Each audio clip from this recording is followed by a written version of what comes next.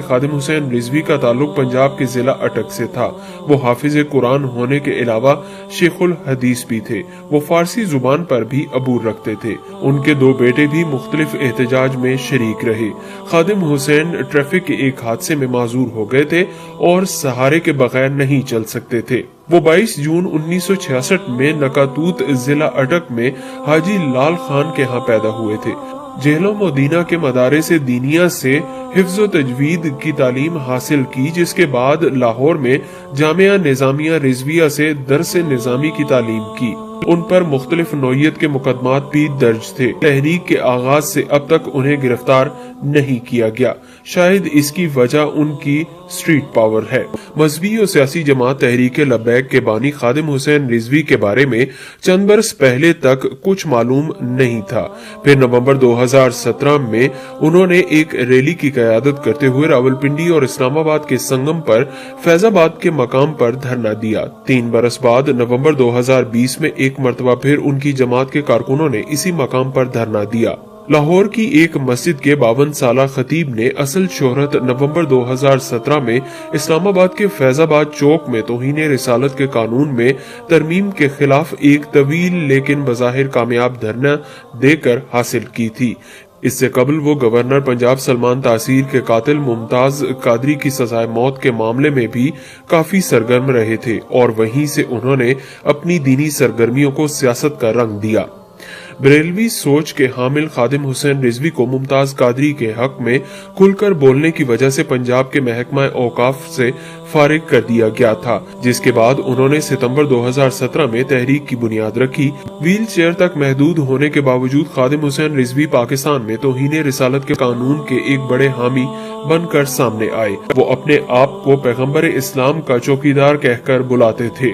تحریک لبیک کے بانی علامہ خادم حسین رضوی کی وفات پر وزیر اعظم عمران خان اور صدر پاکستان عارف علوی نے بھی دکھ کا اظہار کیا، جبکہ شیخ الاسلام مفتی محمد تقی عثمانی نے اپنے ٹویٹ میں علامہ خادم حسین رضوی کی وفات پر گہرے دلی صدمے کا اظہار کرتے ہوئے کہا کہ علامہ خادم حسین رضوی کی وفات پر دلی صدمہ ہوا۔ ختم نبوت اور ناموس رسول اللہ صلی اللہ علیہ وسلم پر وہ ایک گونجتی آواز تھے۔ اللہ تعالیٰ ان کی مغفرت فرما کر ان کے پسماندگان کو صبر جمیل عطا فرمائے، آمین۔ جبکہ جامعہ صفا کے مفتی محمد زبیر نے اس موقع پر کہا کہ علامہ خادم حسین رضوی کی وفات بڑا سانحہ ہے، اللہ انہیں اور ہم سب کو شفاعت رسول صلی اللہ علیہ وسلم عطا فرمائے۔ انہوں نے جس عنوان کو اپنی محنت کا موضوع بنایا تھا، پوری امت کا متفق کا موضوع ہے، یعنی تحفظ ناموس رسالت۔ ان کی بڑی خوش قسمتی ہے کہ ان کی زندگی کے آخری ایام بھی آبرو کے ساتھ اسی مبارک جدوجہد میں گزرے۔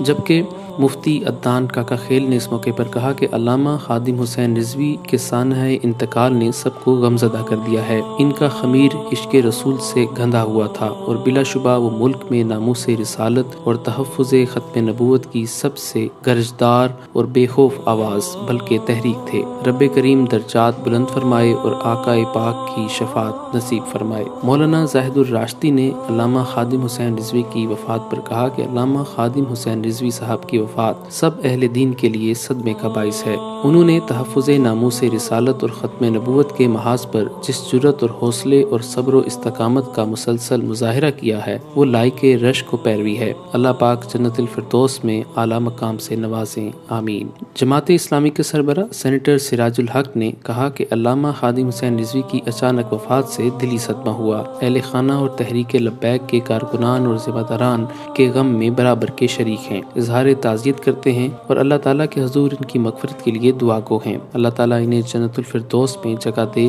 اور لواحقین کو صبر جمیل سے نوازے، آمین۔ مولانا منظور مینگل نے اس موقع پر کہا کہ مرکزی امیر تحریک لبیک علامہ خادم حسین رضوی تحفظ عقیدہ ختم نبوت اور تحریک ناموس رسالت کے باعمل اور میدان میں ڈٹی شخصیت تھی۔ اللہ تعالیٰ ان کو جنت الفردوس میں اعلیٰ مقام عطا فرمائے۔ اسپیکر پنجاب اسمبلی چودھری پرویز الہی نے کہا کہ خادم حسین رضوی ایک سچے عاشق رسول تھے۔ عوام کی ایک بڑی تعداد ان کے انداز خطابت کو پسند کرتی تھی۔ ان کی دینی خدمات کو ہمیشہ یاد رکھا جائے گا۔ اللہ عز و جل خادم حسین رضوی کے درجات بلند فرمائے، انہیں جنت الفردوس میں حضور نبی کریم صلی اللہ علیہ وسلم کا قرب عطا فرمائے، آمین۔ جبکہ جمعیت علماء پاکستان کے سربراہ شاہ اویس نورانی نے کہا کہ ایک باب عظیمت تمام ہوا، زلف و زنجیر ناموس رسالت کی داستان رقم ہوئی، برسر ناز روز محشر شاد وہی دبدبا ہو، اور لبیک یا رسول اللہ صلی اللہ علیہ وسلم کی صدائیں۔